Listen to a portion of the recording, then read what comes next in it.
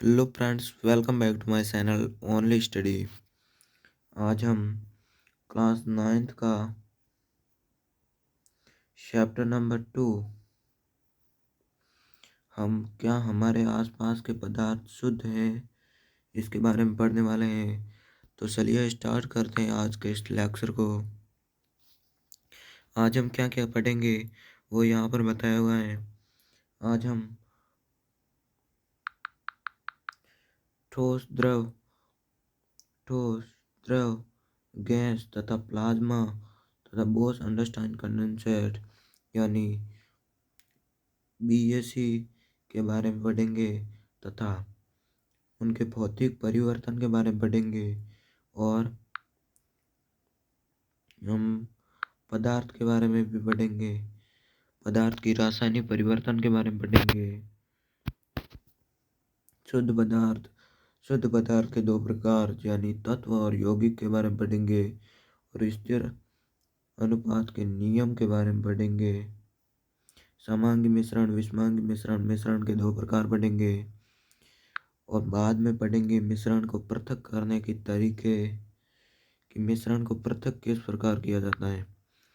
ये जो तरीके हैं 11 तरीके हैं, इनसे मिश्रण को पृथक किया जाता है, इनके बारे में पढ़ेंगे।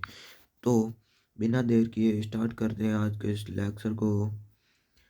तो लेट्स गो स्टार्ट। आगे हम देखते हैं अध्याय हम एक ही नज़र में पूरा करेंगे। तो शुद्ध पदार्थ शब्द का अर्थ होता है कि पदार्थ में कोई मिलावट ना हो, यानी वैज्ञानिक भाषा में हम सभी वस्तुएं विभिन्न पदार्थों के मिश्रण अतः शुद्ध नहीं है। उदाहरण के लिए जल, दूध, वसा जैसे कि हम दुकानों से लाते हैं, वे शुद्ध नहीं होते हैं। शुद्ध पदार्थ का अर्थ होता है उसके अंदर वाले कण सभी एक ही प्रकार के हो, यानी उसमें कोई मिलावट ना हो, तो वह पदार्थ रासायनिक रूप से शुद्ध कहलाता है। रासायनिक रूप से यदि उसमें मिलावट ना हो तो वह शुद्ध कहलाता है। और शुद्ध पदार्थ से तात्पर्य है कि उस पदार्थ में मौजूद सभी कण समान रासायनिक प्रकृति को। एक शुद्ध पदार्थ एक ही प्रकार के कणों से मिलकर बना होता है। आगे हम पदार्थ के बारे में देखते हैं। पदार्थ एक प्रकार का द्रव्य है। पदार्थ को हम द्रव्य कह सकते हैं जो कि भौतिक प्रक्रमों द्वारा अन्य प्रकार के द्रव्य में पृथक नहीं किया जा सकता। एक शुद्ध पदार्थ एक ही प्रकार के कणों से मिलकर बना होता है। शुद्ध पदार्थ एक ही प्रकार के कणों से मिलकर बना होता है, ये हमने पढ़ा था। मिश्रण क्या है उसके बारे में पढ़ते हैं। मिश्रण शुद्ध पदार्थ का उल्टा होता है। मिश्रण में मिलावट होती है। दो या दो से अधिक तत्वों या यौगिकों के मेल से बना हुआ पदार्थ ही मिश्रण कहलाता है। उदाहरण के लिए वायु गैसों जैसे oxygen, nitrogen, argon, carbon dioxide तथा जलवाष्प आदि का मिश्रण है। और मिश्रण के प्रकार है। मिश्रण दो प्रकार के होते हैं। पहला प्रकार है समांगी मिश्रण और दूसरा है विषमांगी मिश्रण। समांगी मिश्रण जिसके कण एक ही समान की प्रकृति के बने हो उसे समांगी मिश्रण कहते हैं, जिन्हें अलग अलग पहचाना नहीं जा सकता।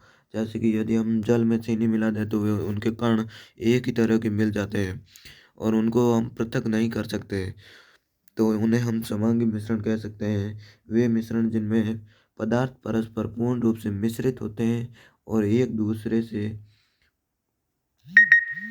दूसरे से अविभेद्य होते हैं, समांगी मिश्रण कहलाते हैं। संपूर्ण द्रव्यमान में एक समान संगठन होता है, मतलब पूरा द्रव्यमान होता है उनमें दोनों का मिलावट होता है, जैसे कि विलेय और विलायक होते हैं, उनको अलग अलग पहचाना नहीं जा सकता, उसे समांगी मिश्रण कहते हैं। और जिन्हें अलग अलग पहचाना जा सकता है, जैसे कि हम धूल और जल को लें, बालू की मिट्टी और जल को ले तो उनके कण अलग अलग दिखाई देते हैं, उन्हें विषमांगी मिश्रण कहते हैं। वे मिश्रण जिसमें पदार्थ पृथक रहते हैं यानी अलग अलग रहते हैं और एक कणों, छोटी छोटी बूंदों तथा बुलबुलों के रूप में दूसरे पदार्थ में हर जगह फैला रहता है, विषमांगी मिश्रण कहलाता है। मतलब जैसे कि ये गिलास हैं तो जो मिट्टी होती है वह तो नीचे चली जाती है, इतने पर मिट्टी होती है और पानी अलग ही होता है। तो वह जो मिट्टी है वह आधा अलग ही दिखेगी और पानी है जो अलग ही दिखेगा। इस प्रकार के कणों को हम विषमांगी मिश्रण के कण कहलाते हैं। जैसे कि विषमांगी मिश्रण है, इसमें समांगी मिश्रण नहीं है, और समांगी मिश्रण में दोनों पर दोनों प्रकार के कण घुले मिले होते हैं। उसमें कोई अलग अलग नहीं पहचाना जा सकता और नहीं समांगी मिश्रण कहते हैं। आगे हम देखते हैं। आगे हमें देखना है इनके उदाहरण। विषमांगी मिश्रण के उदाहरण है शक्कर, चीनी और बालू, रेत। रेत और चक्कर का मिश्रण विषमांगी मिश्रण है, क्योंकि मिश्रण के विभिन्न भागों में चक्कर, बालू भिन्न भिन्न मिश्रण संघटक होते हैं, यानी अलग अलग होते हैं। द्रव में ठोसों के निलंबन भी विषमांगी मिश्रण होते हैं। आगे हम विलयन के बारे में पढ़ते हैं। विलयन क्या है इसके बारे में जान लेते हैं थोड़ा। विलयन विलयन दो या दो से अधिक पदार्थों का समांगी मिश्रण है, और समांगी मिश्रण के बारे में हमें अभी पता चला है कि समांगी मिश्रण जो एक दूसरे के अंदर घुले हो उसे समांगी मिश्रण कहते हैं। और उदाहरण के लिए नींबू, जल, सोडा आदि ये सभी विलयन है। विलयन को दो भागों में विलायक और विलेय में बांटा जाता है। विलायक विलायक जो होता है जो अधिक मात्रा में पाया जाता है, जैसे कि जल में यदि हम चीनी घोलें तो जल है वो विलायक है और चीनी है वो विलेय है। जिसमें हम घोल रहे हैं वो विलायक है और जो घोल रहे हैं वो विलेय है। जैसे कि ये चीनी है और ये जल है तो ये विलायक है और ये विलेय है। चीनी विलेय है और जल विलायक है। तो विलयन का वह घटक जो दूसरे घटक को मिलाता है विलायक कहलाता है, ये हमने अभी पढ़ा। विलेय घुलनशील पदार्थ होता है जो जिसके अंदर घुला रहे हैं, और विलायक जिसमें घुलता है, मतलब पानी ले सकते हैं और इधर चीनी ले सकते हैं। विलेय को हम चीनी मान सकते हैं और विलायक को हम पानी मान सकते हैं। आगे हम देखते हैं विलयन के प्रकार। विलयन कितने प्रकार के होते हैं? तो विलयन तीन प्रकार के होते हैं मुख्य रूप से। एक है वास्तविक विलयन, जिसे हम विलयन भी कह सकते हैं। दूसरा है कोलाइड विलयन और तीसरा है निलंबन विलयन। इनके अलग अलग गुण हैं। पहले हैं वास्तविक विलयन। इनके गुण है विलेय के कण आकार में बहुत छोटे होते हैं, यानी इतने छोटे होते हैं कि हमें दिखाई भी नहीं देते हैं। और ये इनकी इनका आकार है इतना होता है। विलेय कण नंगे आंखों द्वारा नहीं देखे जा सकते, ये हमने पढ़ा। समांगी मिश्रण के होते हैं ये, मतलब घुले मिले होते हैं। सानन विधि द्वारा इसके कण पृथक नहीं किए जा सकते, मतलब हम इन्हें सान कर पृथक नहीं कर सकते, ये घुले हुए होते हैं।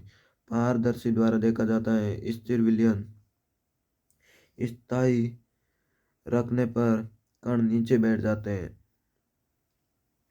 यानी नीचे बैठते हैं तो टिंडल प्रभाव नहीं दिखाते हैं। यानी जिस प्रकार सूर्य का प्रकाश यदि हम किसी खिड़की से देखें तो वह एक धारा बहती हुई दिखती है। जैसे कि ये दीवार मान ले तो यहाँ पर खिड़की है, यहाँ से सूर्य का प्रकाश यहाँ अंदर पड़ रहा है तो थोड़ी धारा बहती दिखाई देती है, उसे टिंडल प्रभाव कहा जाता है। और टिंडल प्रभाव इसमें नहीं दिखाता है। और जो कण होते हैं वो नीचे बैठ जाते हैं इसमें ज़्यादा देर रखने पर, जैसे कि बालू की मिट्टी में होते हैं। और कोलाइड के बारे में पढ़े तो कोलाइड विलायक में कण विलायक में कण का आकार वास्तविक से बड़ा किंतु निलंबन से छोटा होता है। बड़ा तो होता है पर निलंबन से छोटा होता है। इस ये विलेय पदार्थ है और ये विलायक पदार्थ है। इसके कणों को नंगी आंखों से नहीं देख सकते, ये विशेषता दोनों में पाई जाती है। सूक्ष्मदर्शी द्वारा इसको देखा जाता है, इसे पारदर्शी द्वारा, इसे सूक्ष्मदर्शी द्वारा। समांगी दिखाई देता है परंतु वास्तव में विषमांगी होता है। दिखाई तो समांगी देता है परंतु वास्तविक में विषमांगी होता है, पृथक नहीं कर सकते। अपारदर्शी है, मतलब इसे हम आर पार नहीं देख सकते। यहाँ पर सॉरी मैंने थोड़ा गलत बोल दिया था। और स्थायी विलयन स्थायी ये स्थायी विलयन है, मतलब ये घुला रहता है, कण नीचे नहीं बैठते हैं। और टिंडल प्रभाव दिखाई देता है इसके अंदर। अब हम निलंबन के बारे में बात करते हैं। निलंबन निलंबन के कणों का आकार बड़ा होता है। सबसे बड़ा निलंबन का होता है आकार, नंगी आंखों से देखे जा सकते हैं। ये विषमांगी मिश्रण है और सानन द्वारा इसे पृथक किया जा सकता है। और परभासी होते हैं, पारभासी होते हैं। अस्थायी विलयन, विलय कण नीचे बैठ जाते हैं। यह अस्थायी विलयन है और इसके विलय के कण नीचे बैठ जाते हैं।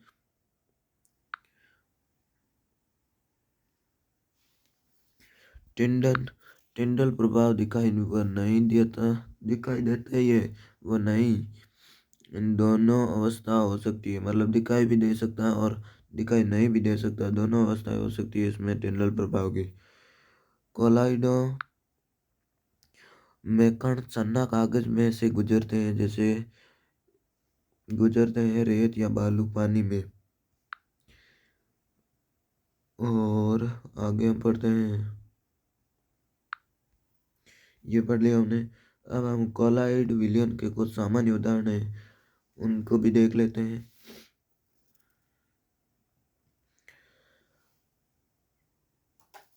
ये परिक्षेपित प्रावस्था है, प्रावस्था विलय है, और ये परिक्षेपित माध्यम विलायक है। ये प्रकार है और ये उदाहरण है। द्रव विलय द्रव है, विलायक गैस है। एरोसोल इसका प्रकार है, जैसे कि धुंध के बादल होते हैं। यह आपको खुद ही पढ़ लेना, इसमें कुछ खास नहीं है। आगे हम देखते हैं, इसको भी छोड़ो। ये तो विलयन की सांद्रता,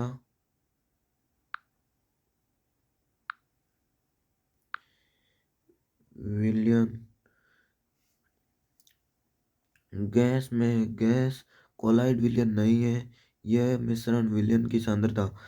विलयन द्रव्यमान प्रतिशतता द्वारा द्रव्यमान कैसे निकाला जाता है, ये द्रव्यमान निकालने का सूत्र है और ये इनका आयतन निकालने का सूत्र है।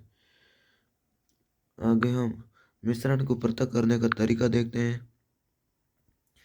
मिश्रण को वाष्पीकरण द्वारा पृथक किया जा सकता है। वाष्पीकरण द्वारा कैसे किया जाता है उसके बारे में हम पढ़ेंगे। मूल उद्देश्य यह है कि यह मिश्रण दो पदार्थों में से एक पदार्थ का वाष्पीकरण होना, जैसे कि ये जैसे एक पदार्थ का क्वथनांक दूसरे से कम है। क्वथनांक वह समय होता है जिस पर कोई ठोस द्रव पिघलकर गैस में परिवर्तित हो जाता है, उसे हम क्वथनांक कहते हैं। और वाष्पीकरण से हम नमक और जल को अलग कर सकते हैं। जैसे कि नमक, यदि हम एक गिलास में नमक और पानी का घोल लें, तो यदि हम पानी को गर्म करें तो पानी वाष्प के रूप में परिवर्तित हो जाता है और ये बादल बन जाता है ऊपर जाके, और नमक नीचे ही रह जाता है और नमक पीछे रह जाता है इस गिलास में। और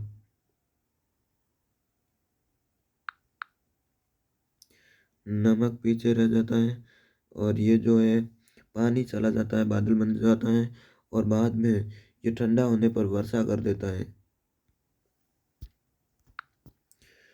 सामग्री जो है रंग डाई, जिसका क्वथनांक ज़्यादा होता है, तथा पानी, बीकर, चाय, ग्लास आदि है। जब हम पानी में मिले रंग को गर्म करते हैं तो पानी वाष्पित हो जाता है तथा रंग कांच गिलास में रह जाता है। जैसे यदि कोई गिलास में पानी और रंग का मिश्रण है, जैसे कि मान लो यहाँ पर जल है और यहाँ पर ये मेल हो गया पानी, जल और इस रंग का, तो यहाँ पर ये पानी वाष्प के रूप में ऊपर जाएगा, पानी वाष्प के रूप में ऊपर चला जाएगा और ये रंग पीछे रह जाएगा और पानी बाद में बादल बन जाएगा, बादल बन जाएगा और वर्षा कर देगा बाद में। इसी प्रकार ये उदाहरण हम ले सकते हैं वाष्पीकरण की क्रिया का। अगला हम देखते हैं ये वाष्पीकरण का बताया हुआ चित्र चित्र में कुछ खास नहीं है। स्याही को हम वाष्पीकरण द्वारा किस प्रकार पृथक कर सकते हैं ये बताया हुआ है। इसमें एक वाष्प प्लग है, बीकर है और इसमें स्याही डाली हुई है, तो इसे वाष्पीकरण द्वारा पृथक किया जा सकता है। दूसरा है, पहला हमने देखा वाष्पीकरण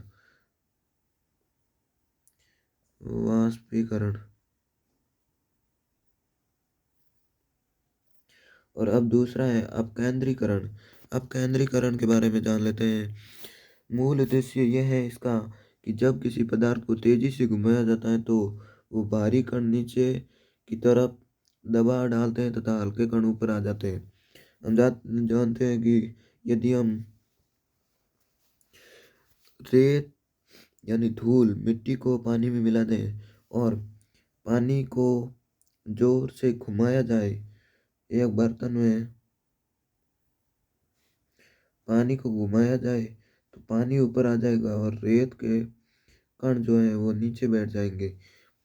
इसी प्रकार अपकेंद्रीकरण प्रक्रियाएं जो उदाहरण दूध से क्रीम पृथक करना है, दूध से क्रीम इसी प्रकार पृथक की जाती है।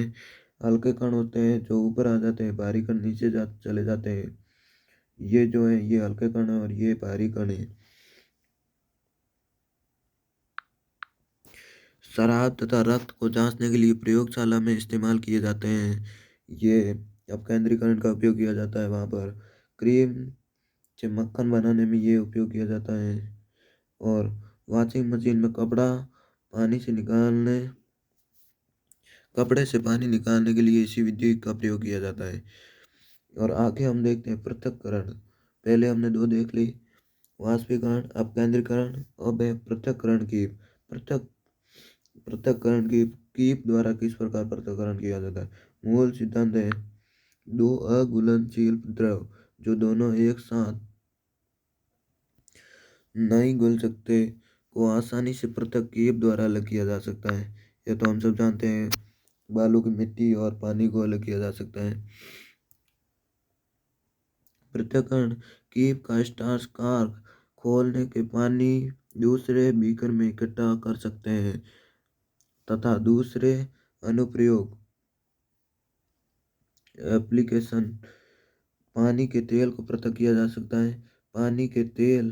पानी से तेल को पृथक इसी प्रकार किया जाता है। कीप से पृथक कर सकते हैं, जैसे कि तेल ऊपर रह जाता है और पानी, ये एक बाल्टी मान लो, सॉरी, ये बाल्टी है, यहाँ से एक छेद कर दिया, यहाँ पर ऊपर ऊपर तेल है और यहाँ से नीचे पानी है और नीचे एक कटोरी रख दी, इसमें पानी आ जाएगा और जिस प्रकार तेल आने लगेगा आगे ढक्कन रख देंगे। तो इसी प्रकार ये कीप विधि द्वारा इन पदार्थों को पृथक किया जा सकता है। आगे हम देखते हैं ऊर्ध्वपातन विधि। हमने पहले ही चैप्टर में देखा है कि ऊर्ध्वपातन विधि क्या होती है। ऊर्ध्वपातन विधि यानी सीधे ठोस से द्रव में जाना, जैसे कि कपूर का होना है, अमोनियम क्लोराइड का। मूल सिद्धांत है, दो पदार्थों के बीच का पदार्थ ऊर्ध्वपातित हो जाता है, सीधे ठोस से गैस में परिवर्तित हो जाना ही, जबकि दूसरा ऐसे ही रहता है। यानी एक तो सीधे गैस ठोस से गैस में परिवर्तित हो जाता है और ठोस पदार्थ है ये, कपूर मान लो यहाँ पर, और ये नमक है तो नमक तो पीछे रह जाएगा और कपूर सीधे वाष्प में बदल जाएगा। इसका उदाहरण है NH4Cl यानी अमोनियम क्लोराइड तथा खाने का नमक के मिश्रण को आसानी से अलग किया जा सकता है। मिश्रण को गर्म करने पर अमोनियम क्लोराइड सीधे ठोस से गैस बन जाता है, जबकि नमक शेष रह जाता है। नमक पीछे ही रह जाता है और अमोनियम क्लोराइड सीधे वाष्प में बदल जाता है, गैस में बदल जाता है। अगला हम देखते हैं क्रोमेटोग्राफी। चार हमने लिए हैं। अब हमें है क्रोमेटोग्राफी। क्रोमेटोग्राफी क्या होता है? मूल सिद्धांत है किसी मिश्रण में रंगीन यौगिक रंजित कणों को पृथक कर सकते हैं किसी सोखने वाले फिल्टर पेपर की सहायता से। जब पानी या किसी भी विलयन के कण ऊपर की ओर दो अलग अलग रंग दो अलग अलग रंग साथ हो जाते हैं तो क्रोमेटोग्राफी पेपर द्वारा पृथक किया जाता है, क्योंकि दोनों रंगों में अलग अलग गति सोख लिया जाता है। कागज की पट्टी और स्याही का निशान मिटाने के लिए इसकी उपयोग किया जाता है। कांच की छड़ से इनका उपयोग किया जाता है। अनुप्रयोग जो है रंग डाई को पृथक करने में, यानी डाई को पृथक करने में अनुप्रयोग रहता है। क्लोरोफिल से पिगमेंट को पृथक करने में, कौन से ड्रग को पृथक करने में इनका उपयोग किया जाता है। ये सब इनको पृथक करने के लिए उपयोग किया जाता है। अगला है आसवन विधि। जिस प्रकार हम वलोना मशीन द्वारा वलोना करते हैं तो उसी प्रकार आसवन विधि होती है। मूल सिद्धांत है दो संघटकों के बीच का एक क्वथनांक दूसरे से कम होता है। यह विधि दो से अधिक घुलनशील द्रवों को अलग करने के लिए किया जाता है, जैसे कि पानी और एसीटोन के मिश्रण को गर्म किया जाता है। यह गर्म होकर वाष्पित रूप से ट्यूब में चला जाता है, जहाँ पर यह फिर द्रव बन जाता है। इसी प्रकार एसीटोन बीकर में एकत्रित हो जाता है, जबकि पानी फ्लास्क में रह जाता है। ये विधि समझाई हुई है यहाँ पर। आगे हम देखते हैं, बिना टाइम लगाए जल्दी से चैप्टर को खत्म करते हैं। लगभग आपको समझ में आता ही होगा। नोट: अगर दो संघटकों को ज्यादा संघटक एक ही द्रव में उपस्थित होते हैं जिनका क्वथनांक भिन्न है, मतलब क्वथनांक अलग अलग है, तब हम प्रभावी आसवन विधि का इस्तेमाल करेंगे ताकि सारे संघटक अलग अलग हो जाए। उदाहरण के लिए हवा तथा पेट्रोलियम को अलग करने के लिए आसवन का विधि का प्रयोग किया जाता है। पेट्रोलियम को पैरोकॉन मोम में पृथक करने के लिए तेल, ल्यूब्रिकेंट, डीजल, केरोसिन, पेट्रोल तथा पेट्रोल गैस की इस विधि द्वारा पृथक किया जाता है। हवा से कैसे गैस प्राप्त कर सकते हैं बटा हवा को भी इस विधि द्वारा पृथक कर सकते हैं। दाब बढ़ाकर वायु बराबर दाब बढ़ाकर वायु को संपीड़ित तथा ठंडा करना। और आगे हम देखते हैं प्रभाजी आसवन विधि के अनुप्रयोग। आसवन विधि के प्रयोग कहाँ कहाँ पर होते हैं उनके बारे में पढ़ते हैं हम। साधारण प्रभाजी स्तंभ एक नली होती है जो शीशे के गुटकों से भरी होती है। ये गुटके वाष्प को ठंडा व संघनित होने के लिए सतह प्रदान करते हैं। इनमें ये उपयोगी होता है। तेल को शुद्ध करने वाली मशीन द्वारा क्रूड ऑयल अलग करने में ये उपयोगी होना है। और कार्बनिक रस को शुद्ध करने में, कार्बनिक रस यानी कोई भी रस के अंदर कुछ मिलावट हो तो उसको शुद्ध करने के लिए ये उपयोगी होता है। ऑक्सीजन द्रव, नाइट्रोजन तथा आर्गन को वायु से पृथक करने के लिए आसवन विधि का प्रयोग किया जाता है। आगे है क्रिस्टलीकरण तथा बाद में हम लेक्चर को खत्म करते हैं।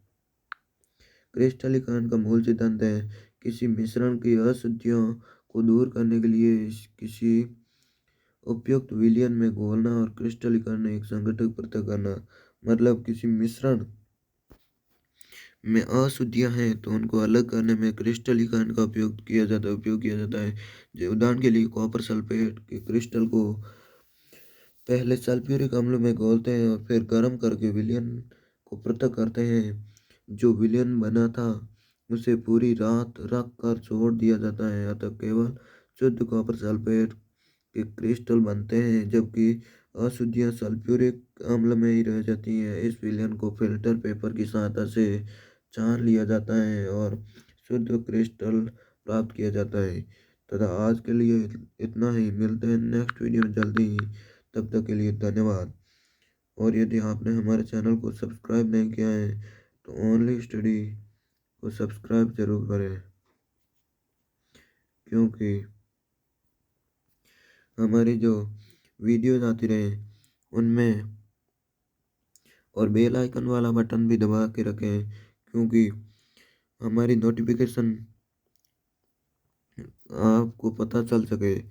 और आज के लिए इतना ही, मिलते हैं नेक्स्ट वीडियो में जल्दी ही। और वीडियो को लाइक तो ज़रूर करना यार। जय हिंद।